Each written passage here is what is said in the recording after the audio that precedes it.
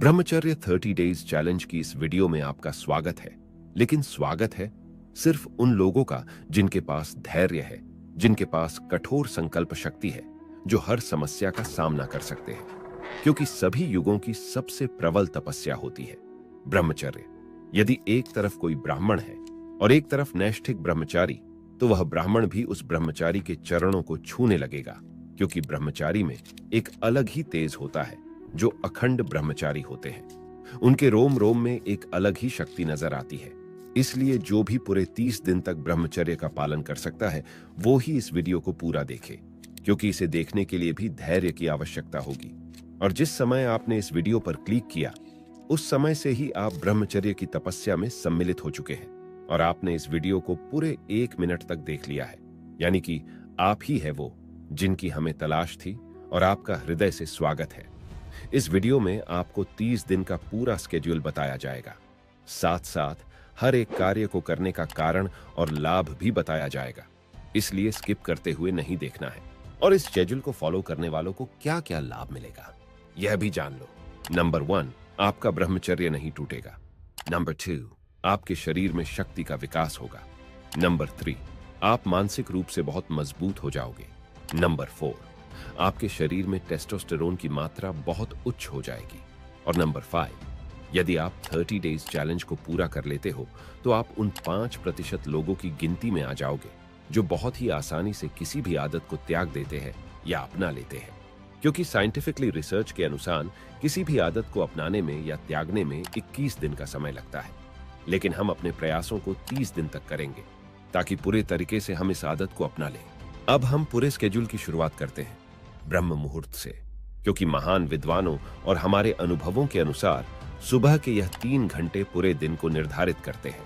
अर्थात सिर्फ ब्रह्म मुहूर्त में उठना ही आपके जीवन को 70% सफल बना देता है। लेकिन 1 या 2 दिन उठने से कुछ नहीं होता। आपको लगातार अभ्यास करना होता है। ब्रह्म मुहूर्त का समय, यानी कि सूर्योदय होने से 90 मिनट पहले का समय ब्रह्म मुहूर्त कहलाता है। मतलब कि 4 से 5:30 तक का समय ब्रह्म मुहूर्त में आता है। तो हमारा पहला नियम होगा ब्रह्म मुहूर्त में उठना। इसके पश्चात सुबह के सभी प्राथमिक शुद्धता वाले कार्यों से मुक्त होकर कम से कम 30 मिनट व्यायाम करना है। 30 मिनट योगासन तथा 15 मिनट ध्यान पर बैठना है, अर्थात मेडिटेशन। अब आप व्यायाम करने से पहले 2 केले खा सकते हैं और व्यायाम में दंड बैठक लगा सकते हैं, पुशअप लगा सकते हैं, या इसके साथ और भी क्रियाओं को व्यायाम में शामिल कर सकते हैं। 30 मिनट व्यायाम करने के पश्चात 5 मिनट का आराम ले तथा फिर 30 मिनट योगासन करना है, जिसमें कम से कम 10 बार सूर्य नमस्कार के पूरे स्टेप्स को दोहराना है। यदि आपको सूर्य नमस्कार नहीं आता, तो किसी से इसके बारे में जानकारी ले या यूट्यूब पर देखे, क्योंकि इसे करने से स्पाइन की अलाइनमेंट बेहतर होता है, जिससे बॉडी का पोस्चर ठीक रहता है। साथ ही फ्लेक्सिबिलिटी भी बढ़ती है, मसल्स मजबूत और बेहतर शेप में आ जाते हैं। सूर्य नमस्कार पूर्ण होने के पश्चात 5 मिनट शवासन करना है। इससे आपके शरीर में रक्त संचार अच्छे से होने लगेगा और व्यायाम के कारण सांसों का संतुलन होना ठीक हो जाएगा। अब यह 5 आसन जो ब्रह्मचारी के लिए बहुत आवश्यक होते हैं, तो इनका अभ्यास भी हम करने वाले हैं। पहला है पद्मासन, दूसरा है वज्रासन, तीसरा है सर्वांगासन, चौथा है मत्स्येंद्रासन और 5वां है हलासन। इन आसनों के अभ्यास से आपके जनेंद्र की मांसपेशियां मजबूत होगी और स्वप्न दोष भी समाप्त हो जाएगा। एक और बात कि इन सभी व्यायाम और योग का अभ्यास करने से आपके शरीर में टेस्टोस्टेरोन की मात्रा 10% बढ़ती है, और टेस्टोस्टेरोन की मात्रा जिसके शरीर में जितनी ज्यादा होती है, वह उतना ही बलवान होता है। अब यह सारे आसन करने से आपके शरीर का तापमान ज्यादा हो जाएगा। इसलिए 5 मिनट फिर से आपको शवासन करना है। इसके पश्चात कम से कम 15 मिनट मेडिटेशन करना ही है। लेकिन आप शुरुआत में ध्यान नहीं लगा सकते, क्योंकि आपके मन में बहुत ज्यादा विचार पहले से होंगे। इसलिए हम आपको ध्यान लगाने की 2 विधि बताते हैं।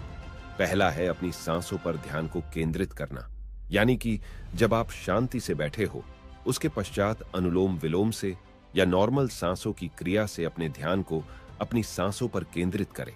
दूसरी विधि है अपने सामने ज्योति जलाकर दोनों आंखों के मध्य में दूरी बनाकर रख दे एवं अपने मन की आंखों से उस ज्योति को जलते हुए देखने का प्रयास करें। इन दोनों विधि से आप अपने ध्यान करने की क्षमता को विकसित कर सकते हैं और हर रोज सिर्फ 10 मिनट मेडिटेशन करने से पढ़ाई में फोकस, एकाग्रता, मन शांत होता है, नेगेटिव विचार खत्म होते हैं, सिर दर्द और डिप्रेशन जैसी समस्या समाप्त हो जाती है। अब हमें स्नान करना है और स्नान करने के पश्चात यदि आप मंदिर जा सकते हो तो अच्छी बात है, किंतु नहीं जा सकते तो आपको अपने घर में ही ईश्वर के नाम का दीपक लगाकर या अगरबत्ती लगाकर आपने जीवन में क्या करना है इस बात को ईश्वर के सामने रखें। और अब बात आती है सुबह की डाइट पर कि हमें सुबह क्या खाना चाहिए। तो इसके लिए आपको रात में एक मुट्ठी मूंग की दाल या इसके अलावा और कोई भी दाल, एक मुट्ठी मूंगफली के बीजे, 8 बादाम, 2 अंजीर, इन सभी को पानी में भिगोकर एक मुट्ठी चने और 8 काजू और किशमिश के साथ इनका सेवन करें।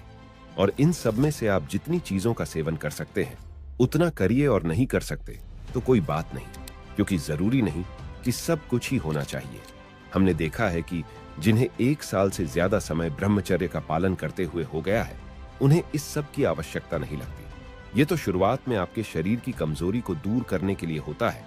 और भोजन की बात करें तो आपको शुद्ध शाकाहारी भोजन का सेवन करना है, तामसिक भोजन का सेवन बिल्कुल नहीं करना है। और सुबह का भोजन हर रोज 11 बजे से पहले करना सही है। और सुबह का भोजन करने के पश्चात अपने अपने अनुसार कार्य कर सकते हैं। इस समय आप अपने लक्ष्य के लिए कार्य करें और साथ ही 1 घंटा धूप में अवश्य बैठे, जिससे आपके शरीर में विटामिन डी और टेस्टोस्टेरोन की मात्रा में वृद्धि होगी।